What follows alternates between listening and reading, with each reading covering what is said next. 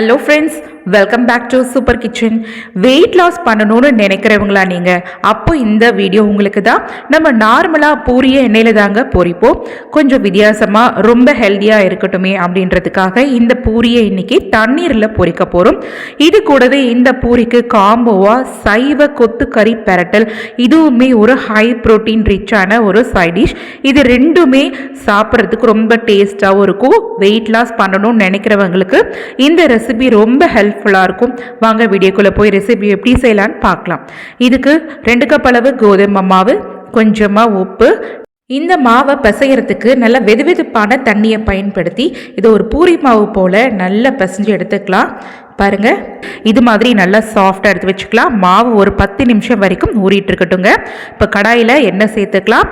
நல்ல ஒரு கைப்பிடி அளவு கட் பண்ண சின்ன வெங்காயம், ஒரு கைப்பிடி அளவு தக்காளி, 10 பல் போல பூண்டை கட் பண்ணி வச்சுருக்கேன். ஒரு உருளைக்கிழங்க வேக வச்சு தோலை உரித்து எடுத்து வச்சாச்சு. கடாயில் இருக்கிற எண்ணெய் ஹீட் ஆனதுக்கப்புறமா நம்ம கட் பண்ணி வச்சுருந்த பெரிய வெங்காயத்தை இதோட சேர்த்துட்டு கொஞ்சமாக கருவேப்பிலை இலைகள் சேர்த்துக்கோங்க. இப்போ இந்த எண்ணெயிலேயே இந்த வெங்காயத்தையும் கருவேப்பிலையும் நல்லா வதக்கி எடுத்துக்கலாம். கொஞ்சம் கொஞ்சமாக இந்த வெங்காயம் ஒரு கோல்டன் ப்ரௌன் நிறத்துக்கு வந்துடும். அதுக்கப்புறமா நம்ம கட் பண்ணி வச்சுருந்த பூண்டை இந்த ஸ்டேஜில் சேர்த்துக்கலாம். இது கூடவே கட் பண்ணி வச்சுருந்த தக்காளி இதை சேர்த்துட்டு ஒரு 2 செகண்ட் இதை நல்லா ஈவனாக கலந்து விட்டுருங்க. இப்போது இந்த ரெசிபிக்கு தேவையான அளவு உப்பை இதோட சேர்த்துட்டு இதையும் நல்லா கலந்து விட்டுறலாம். இப்போ 1 டேபிள் ஸ்பூன் அளவு இஞ்சி பூண்டு பேஸ்ட் இதை சேர்த்ததுக்கப்புறமா இந்த இஞ்சி பூண்டு பேஸ்ட்டோட ரா ஸ்மெல் போகிற அளவுக்கு நல்லா வதக்கி விட்டுருங்க.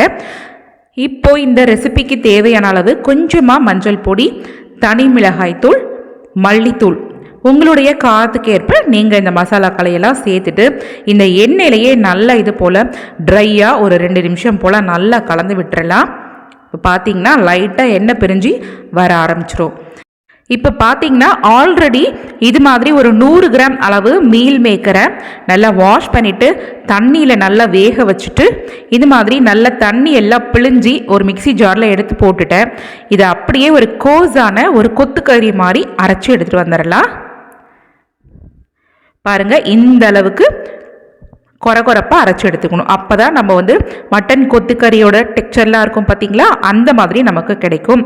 இப்போ அரைச்ச இந்த மீல் மேக்கர் விழுத இதோட சேர்த்துக்கலாம். சேர்த்துட்டு நல்ல இது மாதிரி கலந்து விட்டுருங்க. பாருங்கள், நம்ம கொத்துக்கறியெல்லாம் சாப்பிடுவோம் பார்த்தீங்களா, அதே டேஸ்ட்லேயே இருக்குங்க இந்த மீல் மேக்கரோட டேஸ்ட்டும். அடுத்தது நம்ம உருளைக்கிழங்கு வேக வச்சு வச்சுருந்தோம் இல்லையா, அந்த ஒரு உருளைக்கிழங்கு இது மாதிரி கைகளாலேயே நல்லா மசிச்சு சேர்த்துக்கலாம். நான் ஒரு உருளைக்கிழங்கு தான் சேர்த்துருக்கேன். நீங்கள் ரொம்ப உருளைக்கிழங்கு பிடிக்கும்னு நினச்சிங்கன்னா 2 கூட சேர்த்துக்கலாம். இப்போ கொஞ்சமாக இந்த மாதிரி கொத்தமல்லி இலைகளையும் சேர்த்துட்டு ஃபைனலாக ஒரு 1/4 டீஸ்பூன் மிளகு பொடி, சீரகப்பொடி இது 2த்தையும் சேர்த்ததுக்கப்புறமா கேஸ் ஃப்ளேமை கம்ப்ளீட்டாக ஆஃப் பண்ணிவிடுங்க. இப்போ இதை நல்லா ஈவனாக எல்லாமே ஒன்று சேர வர மாதிரி நல்லா மிக்ஸ் பண்ணி விட்டுரு. இப்போ சூப்பராக சைவ கொத்துக்கறி பெரட்டல் ரெடி ஆயிடுச்சு. இது அப்படியே சூடாக இருக்கும் போது ஒரு தட்டுக்கு டிரான்ஸ்ஃபர் பண்ணிடலாம். நல்ல கை பொறுக்கிற சூடு வந்ததுக்கப்புறமா இதை அப்படியே சின்ன சின்ன உருண்டைகளாக முதல்ல கையில் உருட்டிடுங்க. உருட்டிட்டு அதை அப்படியே ரொட்டேட் பண்ணி ஒரு சிலிண்டர் ஷேப்புக்கு மாற்றிக்கோங்க. இதே மாதிரி இந்த கொத்துக்கறி எல்லாத்தையுமே சூப்பராக ஒரு சிலிண்டர் ஷேப்புக்கு இதை அழகாக எடுத்து வச்சுக்கலாம். பாருங்கள், நான் எல்லாத்தையுமே இந்த மாதிரி சிலிண்டர் ஷேப்பாக மாற்றி எடுத்து வச்சிட்டேன். இப்போ அடுத்தது நம்ம பூரி மாவை பார்க்கலாம்.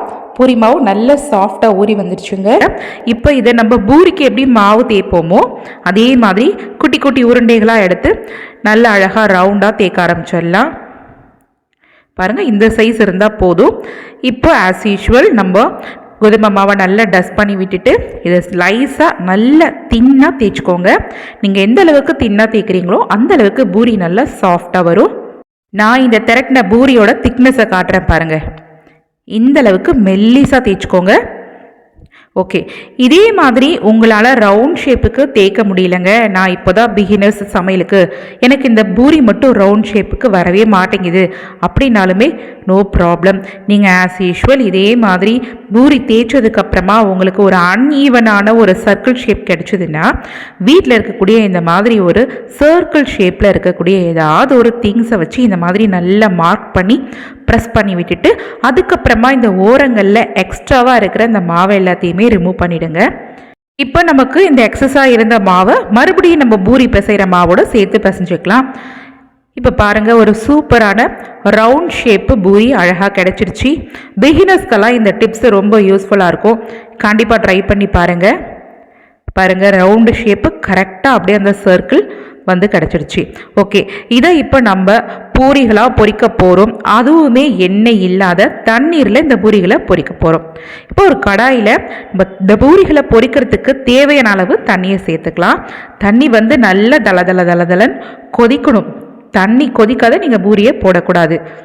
பாருங்கள், நல்லா கொதிச்சதுக்கப்புறமா நம்ம திரட்டி வச்ச பூரியை ஒன்று ஒன்றா போட்டு பொரிக்க வேண்டியதான். நம்ம எப்படி ஆயிலில் பூரியை போட்டால் பொரிச்சா நல்ல அந்த பூரி மேலே எழும்பி உப்பலாக வருமோ, அதே மாதிரி இந்த தண்ணீரில் போட்ட பூரியுமே நல்ல அழகாக மேலே எழும்பி பாருங்கள் உப்பலாக வர ஆரம்பிச்சிருச்சு. ஒரு சைட் நல்ல ஒரு 2 நிமிஷம் வெந்ததுக்கப்புறமா இதை ஒரு கரண்டி வச்சு அப்படியே அழகாக எடுத்து பரட்டி விட்டுறலாம். அடுத்த பின்பகுதியும் இது நல்லா வெந்து வர வரைக்கும் ஒரு 2 நிமிஷம் வெயிட் பண்ணிக்கலாம். இப்போ கம்ப்ளீட்டாக பூரி நல்லா வெந்து வந்துருச்சுங்க. இந்த தண்ணி எல்லாத்தையுமே வடிச்சிட்டு இதை அப்படியே ஒரு பிளேட்டுக்கு மாற்றிக்கலாம். இதே போல் நீங்கள் ரெடி பண்ணி வச்சுருந்த பூரிகள் எல்லாத்தையுமே தண்ணீரில் பொரிச்சு எடுத்து வச்சுக்கோங்க. நம்ம ரெடி பண்ணி வச்சுருந்த இந்த சைவ கொத்துக்கறி இதையுமே இந்த பூரிக்கு நடுவில் ஸ்டஃபிங்காக வச்சு இந்த பூரியை அழகாக ஒரு ரோல் மாதிரி மாற்றிடலாம். பாருங்கள், இந்த பூரி வந்து ரொம்ப சாஃப்டாக இருக்கும். இது ரோலாக மாற்றினதுக்கப்புறமா இந்த ரோல் பிரியாத இருக்கணும் இல்லையா, அதுக்காக ஃப்ரெஷ்ஷாக இருக்கிற கேரட்டை குட்டி குட்டி பீஸஸாக இந்த மாதிரி ஸ்லைஸ் பண்ணிவிட்டு இந்த ரோலோட சென்டரான பிளேஸில் இந்த மாதிரி பின் பண்ணி விட்டுருங்க. இனிமேல் இந்த ரோல் பிரியவே பிரியாது, நம்மளாக பிரித்தாதான் உண்டு. பாருங்கள், இதே மாதிரி நீங்கள் எல்லா தண்ணீர் பூரிகளுக்கும் நடுவில் இந்த வெஜ்ஜு கொத்துக்கறியை வச்சு நல்ல சூப்பராக ரோல் பண்ணி இந்த கேரட் ஸ்லைஸால் பின் பண்ணி விட்டுருங்க. ஓகேங்க, இன்னைக்கு ஒரு சூப்பரான வெயிட் லாஸ் ரெசிபி, அதுவும் ரொம்ப ஹெல்த்தியாக டேஸ்டான தண்ணீர் பூரி, அதுக்கு காம்போவாக உள்ள ஸ்டஃபிங்காக சைவ கொத்துக்கறி பெரட்டல் எப்படி செய்கிறதுன்னு பார்த்தாச்சு. நீங்கள் இந்த மாதிரி டிஃபன் ரெசிபீஸை உங்கள் வீட்டு குழந்தைங்களுக்கோ பெரியவங்களுக்கோ செஞ்சு கொடுத்தீங்கன்னா ரொம்ப லைக் பண்ணி சாப்பிடுவாங்க. இப்போ இதிலிருந்து ஒரு பீஸை மட்டும் கட் பண்ணி காட்டுறேன் பாருங்கள். உள்ள ஸ்டஃபிங் வந்து ரொம்பவே அழகாக அட்ராக்ஷனாக தெரியும். சாப்பிட்றதுக்கும் ரொம்ப டேஸ்ட்டாக இருக்கும். உடம்புக்கும் ரொம்ப ஹெல்தி கூட, ஒரு ஹை ப்ரோட்டீன் ரிச்சான ஃபுட்டும் கூட சொல்லலாம். நீங்கள் இந்த மாதிரி டிஃபன் ரெசிபீஸை உங்கள் வீட்டு குழந்தைங்களுக்கோ பெரியவங்களுக்கோ செஞ்சு கொடுத்தீங்கன்னா ரொம்ப லைக் பண்ணி சாப்பிடுவாங்க. ஓகே, உங்களுக்கு இந்த ரெசிபி பிடிச்சிருந்ததுன்னா நீங்கள் இது வரைக்கும் நம்ம சேனலை சப்ஸ்கிரைப் பண்ணிக்கலன்னா சப்ஸ்கிரைப் பண்ணிக்கோங்க. தேங்க்ஸ் ஃபார் வாட்சிங்.